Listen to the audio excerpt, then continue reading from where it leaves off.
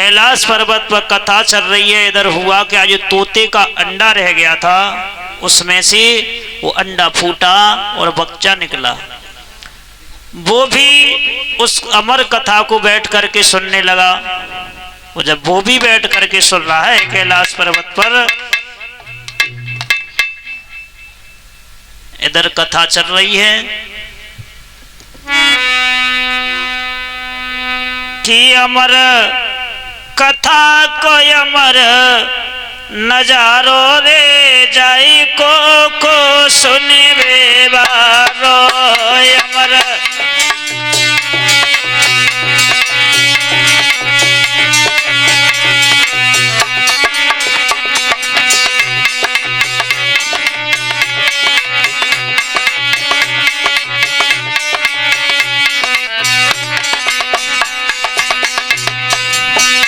अमर कथा को अमर नजारो ले जाई को सुनबे बारो अमर।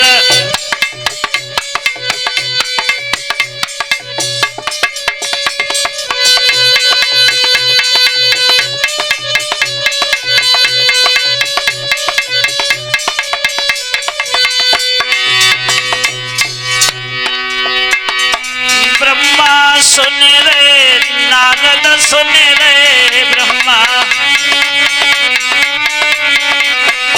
अरे ब्रह्मा सुन रे नारद सुन रे ब्रह्मा। परीक्षित महाराज अब शंकर सुने मत बारो ले जाए को सुनबे बारो अमर।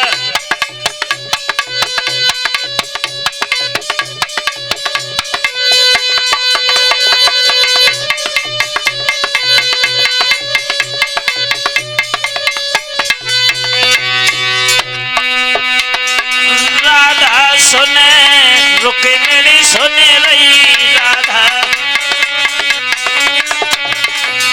अरे राधा सुने रुक्मिणी सुन रही राधा।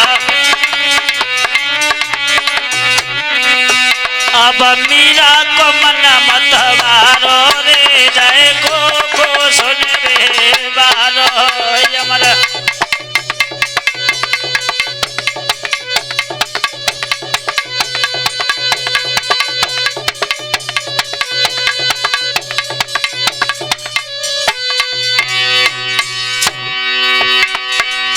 बताया इस भागवत कथा को श्रवण करने के लिए कौन कौन ज्यादा उत्सुक रहे। अरे ध्रुव सुन के प्रहलाद सुनिए ध्रुव, अरे ध्रुव सुन के प्रहलाद सुनिए।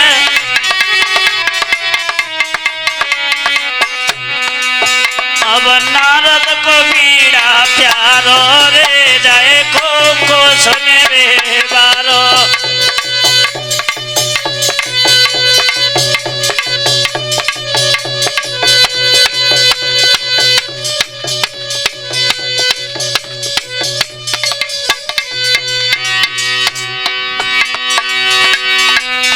अरे परीक्षित सुनी यज्ञपति सुनी रहे परीक्षित,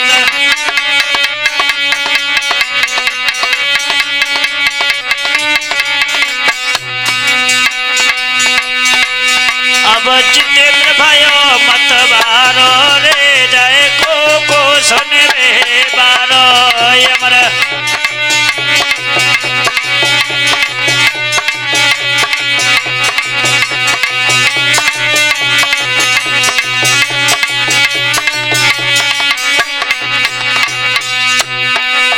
अमर कथा को अमर नजारो रे जाए को सुनबे बारो अमर।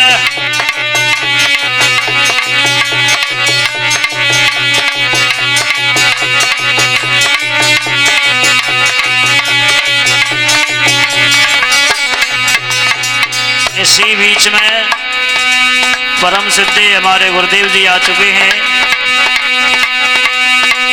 अरे खुले गए भाग्य हमारे गुरुदेव पधारे।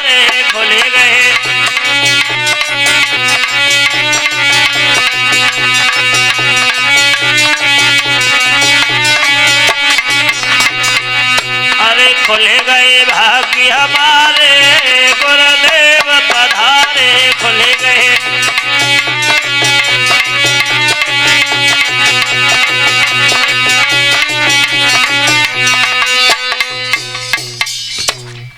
सूत जी समझाते ही सोनकादिक ऋषियों, सती जी को नींद आ गई और सो गई।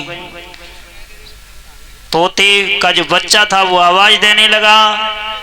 कथा पूर्ण हुई। जब सती जी एकदम जगी तो भोले बाबा ने देखा कि तब से आवाज कौन दे रहा था, और जैसे ही महा त्रिशूल उठाया वो तोते के पीछे फेंका, तोता भागता गया। और ये व्यास की पत्नी थी,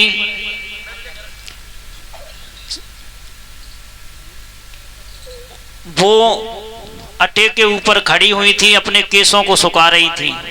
उसी समय उन्हें जमाई आई और वो तोते ने अपना शरीर छोड़ा और जमाई के साथ उनके शरीर में प्रवेश कर गया। भोले बाबा ने देखा त्रिशूल वापस लौट आया, स्त्री पर हाथ नहीं उठाया, तो भोले बाबा ने उसी सामने कुटिया के सामने अपना डेरा जमा लिया कि बेटे तुम कब तक भीतर रहोगे, बाहर एक दिन न एक दिन तो आओगे, हम जिंदा नहीं छोड़ेंगे। उसी समय बैठ जाते हैं। वो बालक भीतर ही भीतर पलने लगा है, जिसका नाम था, व्यास की पत्नी का नाम घृताक्षी। जब घृताक्षी के गर्भ में पल रहा है, एक दिन नहीं 12 साल हो गए, जब बच्चा बाहर नहीं आया तो व्यास जी से कहा कि मेरे गर्भ में बालक है, जैसे 12 साल हो गई है, बाहर नहीं आता है। तो व्यास जी ने विनती की है, तो उसने कहा बाहर तुम्हारे घर के सामने भोले बाबा बैठे हैं, अगर हम आए तो ये हमें जिंदा नहीं छोड़ेंगे, अगर ये हमारे ऊपर प्रहार नहीं करेंगे तो हम बाहर आएंगे।